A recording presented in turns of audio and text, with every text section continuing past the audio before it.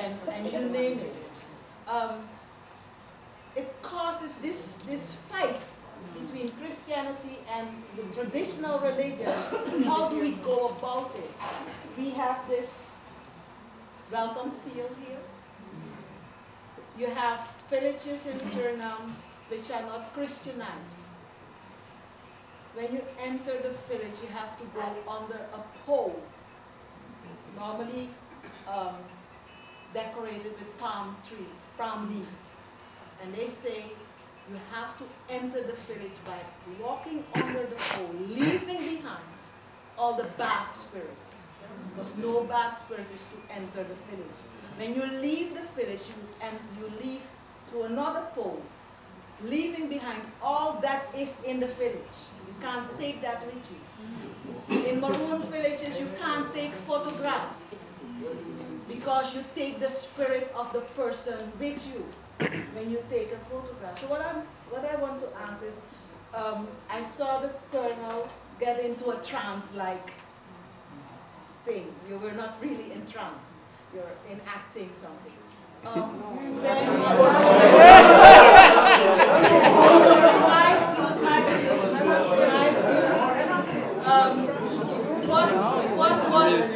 was the message? You got a message?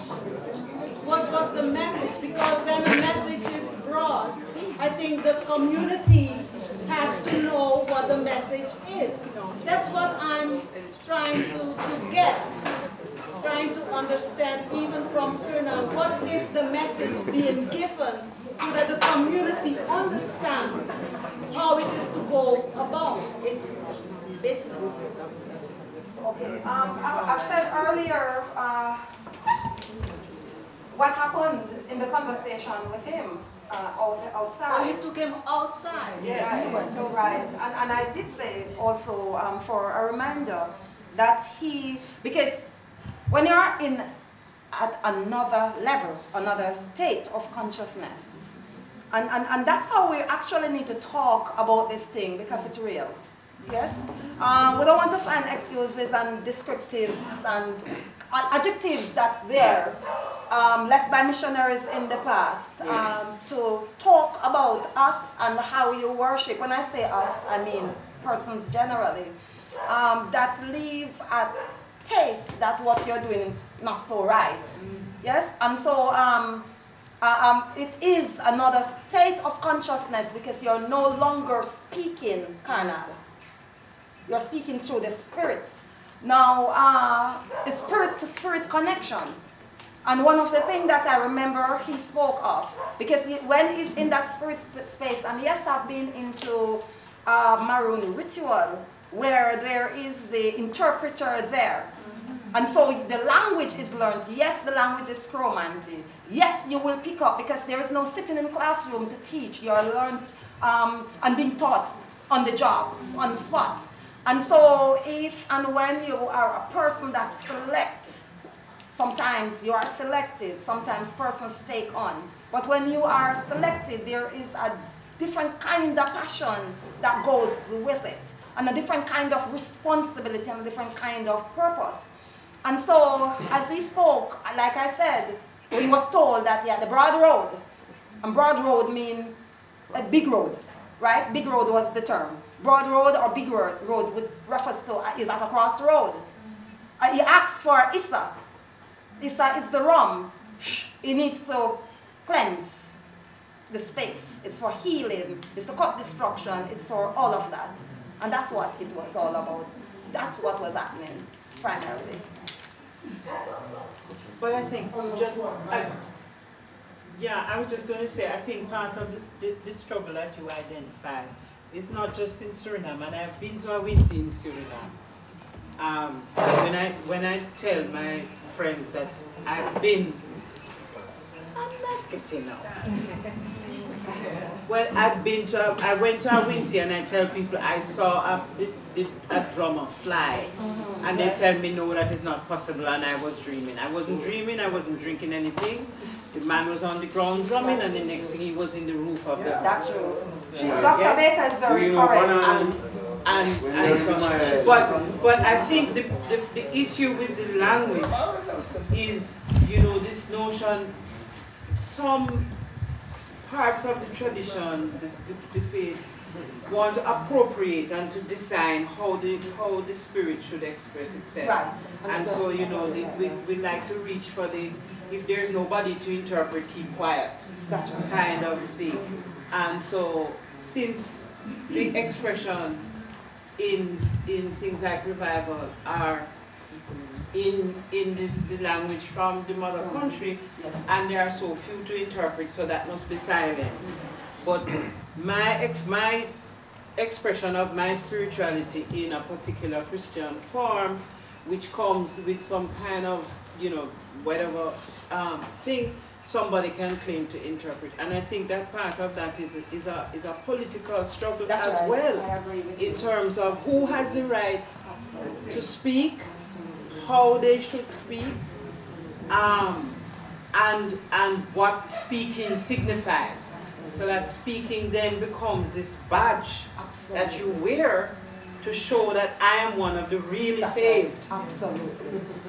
And if you can't speak, then it shows that something is still blocking. You are not really saved. You are still in sin in some way. Something you have hidden, you have not confessed, and so. So I think we have to be careful.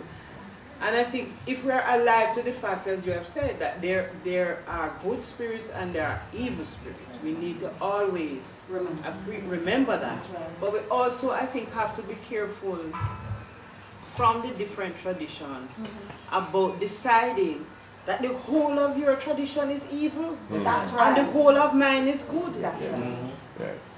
Absolutely. That is it. That is really the danger. And that has been a continuous struggle, and Doctor, you can feel free to it has always been a continuous struggle, even into present day, because it's a struggle. I tell you, it took my husband forever to decide that I'm not either. And so by the time, and trust me, I studied the Adventist Quarterly. It is so rich. And when I study it, it's absolutely everything in revival. It's a joy to go show him. This we do at church, you know. Not to mock, but to inform him. And they are placed together with people, at times not for accident. And so when they have their Sabbath school discussions and classes, and I remember distinctly, they were looking at the tradition, obia, witchcraft, and all of that. And obia was the word, and the person discussed it in such a way that it's always the standoff thing. And I remember distinctly years ago when I was doing my research in the traditional too, and I tell my students that coming out of Nigeria and some persons from Ghana, obia for them is something good. Because the word obia is coming from two words. There are other persons who wrote other things. Obi, busy. Where is the busy? And you all know about busy. So obi is busy, call or not. And da is location. And it's coming from the word obida. Where is the healing woman or the medicine man? So if you hear a Kumina person say, we're going to do obia, or an African person, we're going to do obia now, it's about healing. You're going to have a healing ritual, not witchcraft. And there are clear distinction between the two. So and again, the understanding with good and evil. And yes, we have to always be, because you know the Bible tells you, wherever good is, evil presents itself. In your home, in your school, everywhere. And so therefore, even the clean Christian, and the clean revivalist, and the clean obia man and woman as healer will detract. Right? And nobody has any control on any one person. It's a choice that they take. But I always bring to my audience that, and my students generally, that's where the word coming from. And so we have to look at it from that kind of space. Because revivalists still look at it as something bad, because it's in our heads from hundreds of years ago, like that, and it filters in the generation as it goes. And so therefore, obia comes out as something bad. So I'm going to teach obia, and that's something good. Because I'm going to tell about our African ancestors who know the exact portion to put into any medicine that they're going to do.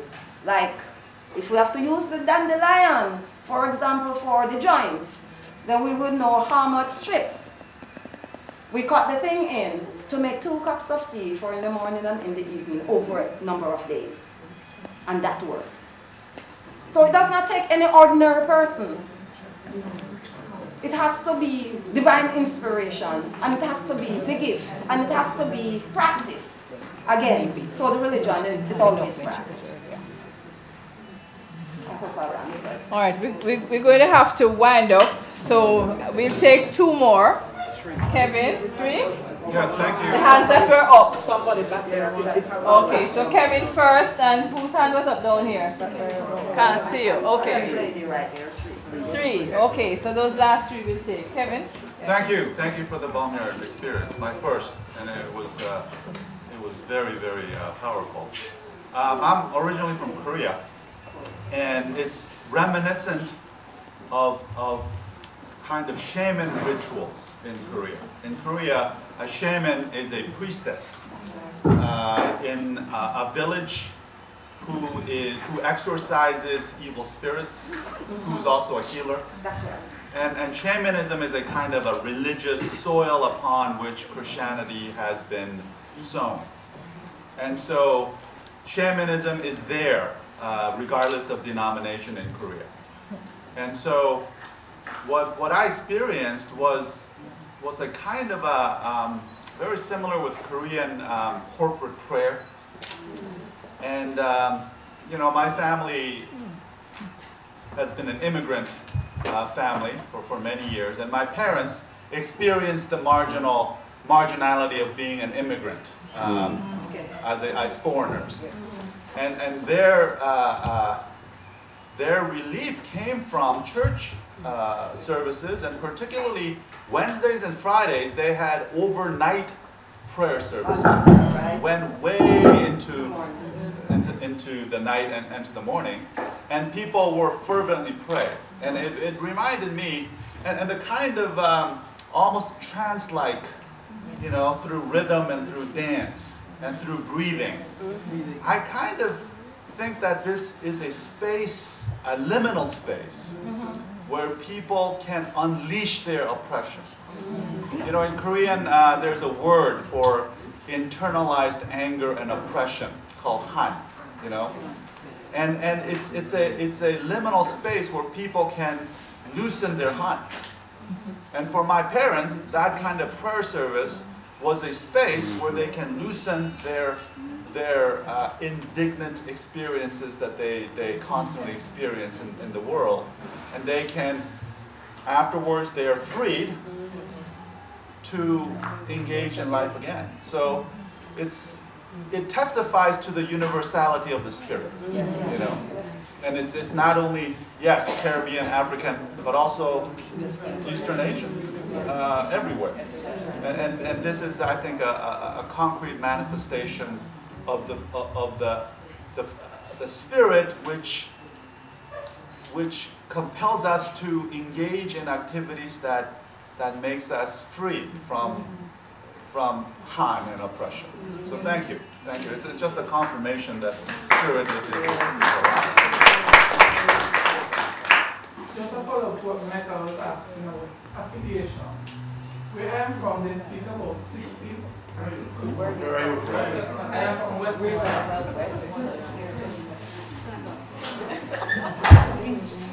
Okay. And so I want to ask, what is the difference between 60 revival and 61? And if there are others? Okay.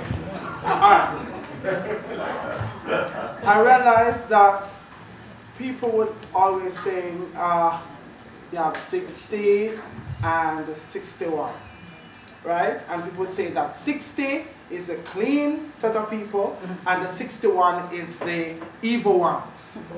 But because of research, there's no difference with the 60 and the 61.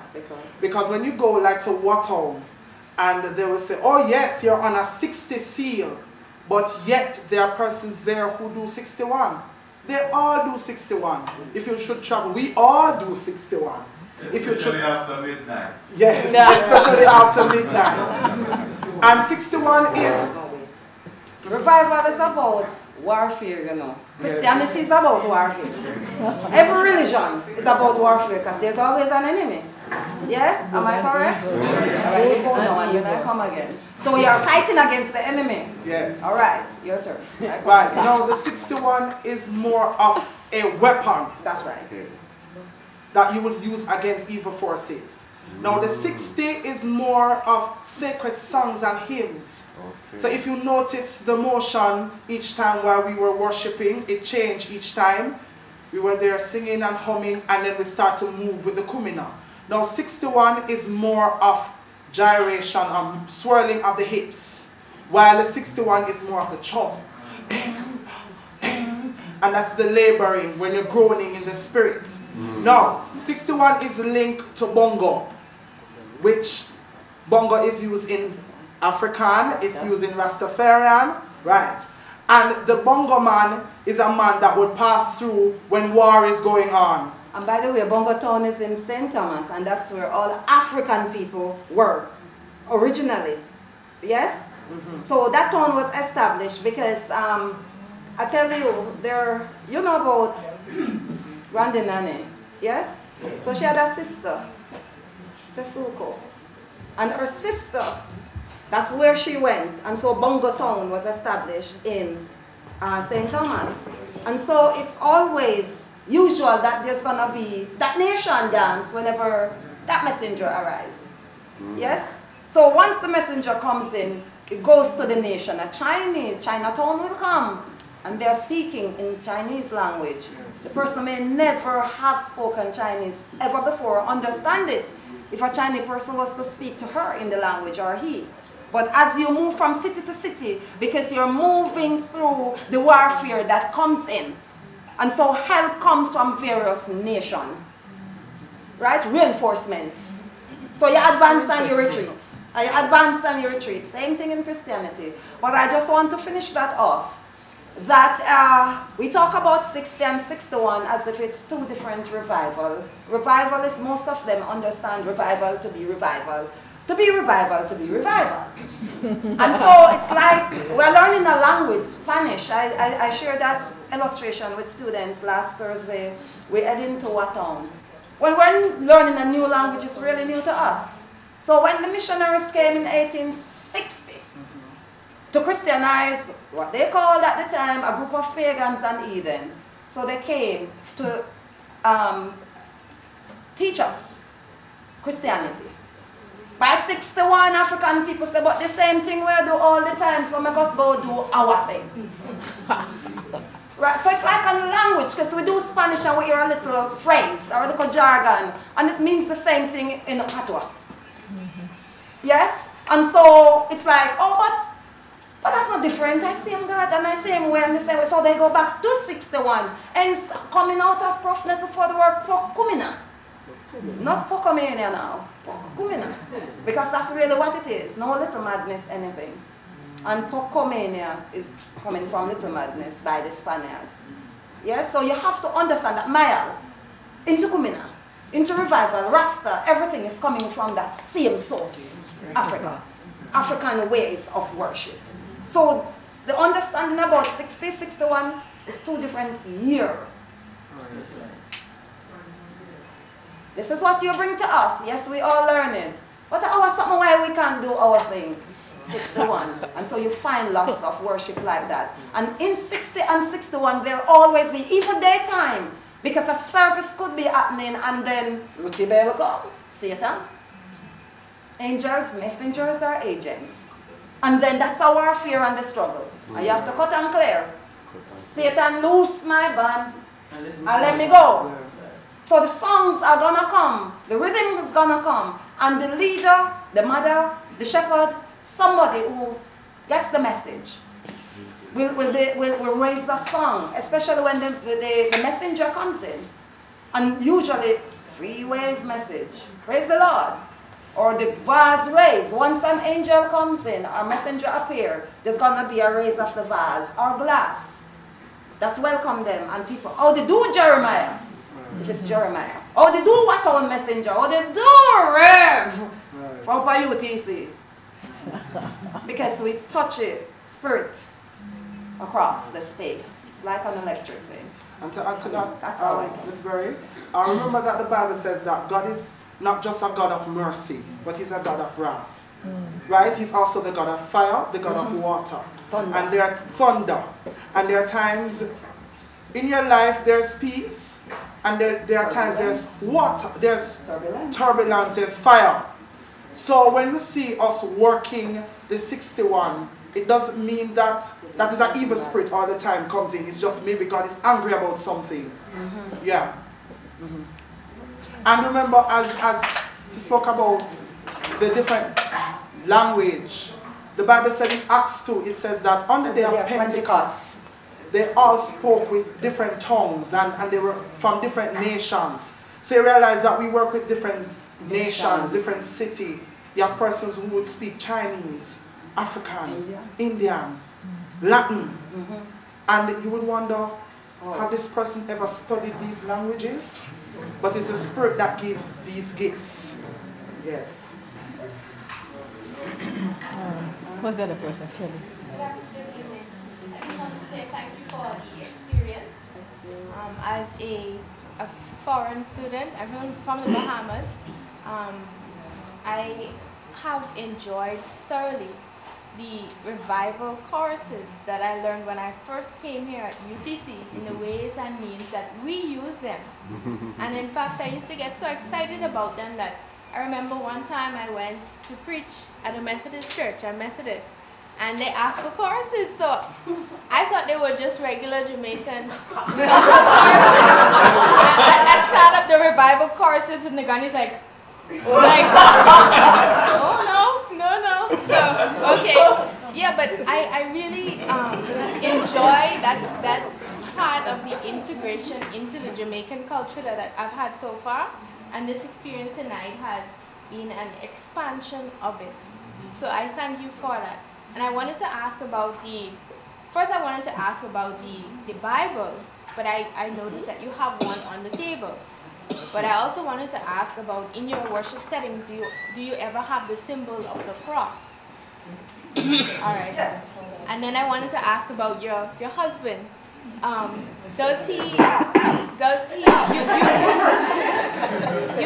You spoke about the non-traditional methods of healing. So even in his stage of questioning you and your authenticity, right?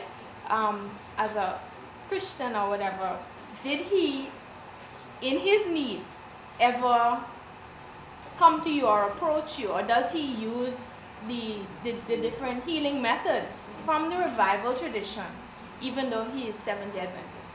All right. Let me quickly say, I remember one experience where, not healing here now, with church, his church. And so they discussing in Sabbath school witchcraft, and no man, them people, they are opiate people and whatever. He said, no.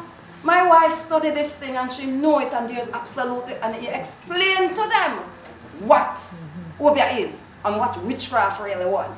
And they were like, oh. So I started out to say no accident when two persons are put together. And I understood eventually, because to be honest, there was a time I said, baby, it looks like we have to go divorce then. Honest, because he not understanding on church. Yes, sir. And he said, oh, you mad? I me love my wife. So he went there first. No, he went there first. And that was the transformation. Right? So it's not that. And then it's coming from Portland. His background is Portland. His background is maroon. He is like the medicine person in the community. Everybody comes, Mr. Gale, teach. And he knows exactly the quantity of church, every single person. Right? Now, for, like in those times with Rasta, and you dare not speak to a Rasta man. And so, there was one day, we were having convention at church, and I tell you, a lady was blind, and she saw him coming to preach. And so we had, this is a late pastor, And we had a youth convention, and I go, Lloyd, we have a youth convention, I need you to speak about this. And he came, you know. So there comes a point where the bridge is come closer, right? When they pray, like I say, I go prayer, because sometimes we're having prayer meeting in my house, and they come as Adventists, and they start off, and I go, oh my God, is this really an Adventist or a revivalist? Because when, and I tell you, the prayer warriors is just really prayer warriors. So when you prayer warrior in your Methodist and Baptist and Pentecostal, it's really prayer warrior. And I tell you, you start in the flesh, but then you go back to your source of who you really are. And it's no denomination at that point. Yes. And that is where I can answer that question. Specifically to say that's where my husband balance and meet center. I don't know how otherwise. And how long have you been married? Like about 15 years, but we are 30 odd years together. I mean, remember the 11 wives, so I'm not divorced, right? Trust me. I don't know. My husband's a cartoon. What's the membership like in the revival? The revival faith? Membership. It's plenty. It's plenty and still growing. But because what you find is that revival is a journeyman space, you know. A journeyman space, people are always coming from every other church there. Trust me. There is a point in their life that's the place they go. Because as Doc said earlier, Dr. that you have the medicine seal. You're going to come to that point for that. That's the place you come, because you're not going to find it in another space. It's theory and praxis all in one place. I don't know if there's an... Oh, can I say something? Yes, right, please. I wanted to answer that because Reverend Layla left, but one of our lecturers did some work, and what I can say is that the census figures, he discovered that the census figures were wrong. That the census figures and even some of the work done at university suggested that the numbers were going down. But what he found when he was doing his PhD research is that revivalists were not counted in every sense of the word. Yes. Right? You know, like when the Bible says, and there were 5,000 men, not counting women and children. Yes. It wasn't 5,000 people there. Okay. So what he discovered, and I remember one story he told, going in and saying to a colleague, all right, what are the churches you have in this area? And they said, oh, Anglican, Baptist, and then he said, do you have any revivals church? He said, you count all them too? Right. Okay. So, one, you have some revival people who call themselves Baptists, but he also discovered that the revival churches were not counted in every sense of that word. The second thing is, I think, the tradition of secrecy, because of where it was coming from. So you are not going to generally find a revival church in the town square. You have to go down a little track where you see two croton. Right. Okay? Or a flag. Or a flag or something. So very often when census takers and people doing research go in, they go on the main road. But revival not on the main road, by and large. So it is requiring, and UTC students in particular, greater rigor in terms of research. Now probably we can begin to start the count, and even that I think is going to be difficult. But that is the situation that we have, that the census figures did not pick it up. And other research is showing that revival is thriving, but they are off the beaten track and not counted. And mobile. Sorry. And mobile. And mobile, yes. Why I ask is that I understand that in the 1860s or thereabout, the Baptist numbers were increasing. You know, they had exorcisms and healing. They had all the other things, education and preaching and teaching and so on. They also had exorcisms and healing. And then they said when the British Baptists came, some of the exorcisms and the healings sort of went. And there was a breakaway where persons decided that they were going to go underground, and those became like the miles and revivalists and so. And so our numbers that said decreased to 40,000. Tell me if I'm right or I'm wrong, or you can correct it. I think it's more complex than that. I mean, I would refer you to some historians who have done interesting work. A lady named Mary Turner. Another one named Gordon. What Gordon was she again now? The same one who wrote another book with Auger. Shirley Gordon. And a more recent one that looks particularly post-1865 by Michelle Johnson and Brian Moore. It's more complex. That one is called Neither Led Nor Driven. It's much more complex. You have older work by, for example, Reverend Ashley Smith that show that people had a tradition of going to two churches.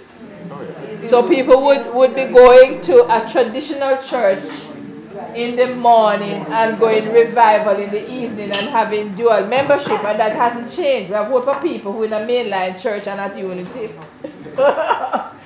So to talk about that, I think it is more complex than certainly the missionary understanding of it. And it was not just having to do with exorcism, but it also had to do with power.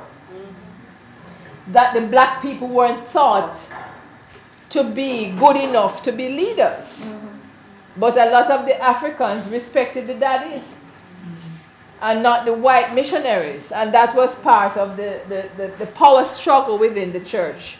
And the tendency of the dominant class to try to dismiss what was happening. But people could read, people had spiritual gifts, people were leaders, and then you're going to say you can't be a leader because you're black? You know, so I would say it's more complex than simply leaving. And people move between different, as they are doing now. I call it musical church or musical chairs. People are moving from one denomination to another. I don't think it has changed. But also just in terms of the free village context, which yes, the Baptists also claim, I don't remember the author now, but the struggle between the European Baptists and the so-called native Baptists. Native Baptists also went as far as, did you get land in the settlements, in, Sturgetown and these places, getting land, getting a house spot, being allowed to settle in the so-called free village was contingent on your stop going to that church down the road, stop going to those meetings. So because it was a source of concern, so it really was about power, and sometimes people had to either alienate themselves or to hide in order to get the land, in order to get the house spot. Yes. Well, we want to wrap up now because we have had a very rich experience. I would like to thank our team, because this really was a team effort, for taking the time to come to share with us. And the question I think is left for us, and again, please read Dr. Booth's article.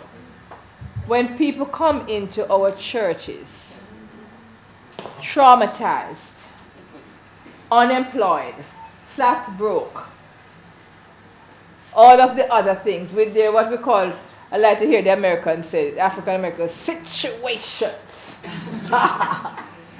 with the internalized anger, the victims of sexual abuse, domestic violence, all the other forms of pain and hurt, all the modern day forms of slavery that we have. Do we have healing spaces in our churches? Because this for me was the essence of Hyacinth's critique of our churches. Can men and women, and did you notice it in the liturgy? Did you notice the interplay between male leader and female leader? You couldn't tell which one was dominant. So even in the liturgy, you are expressing the balance and the complementarity of male energy and female energy, dramatized in the leadership, in the dance. So the things that Hyacinth was saying, male and female, could exercise leadership. It was egalitarian, children, mentally ill persons, people who were traumatized, the kinds of things that Clinton described with Thistlewood, and that is not even the half of Mr. Thistlewood. Mr. Thistlewood was a rapist of the highest order, boasting of his escapades in his diaries. Okay. And he had syphilis. Yeah. Okay. So, all the people who try to escape the dons, or whatever the circumstances, this is the issue for us.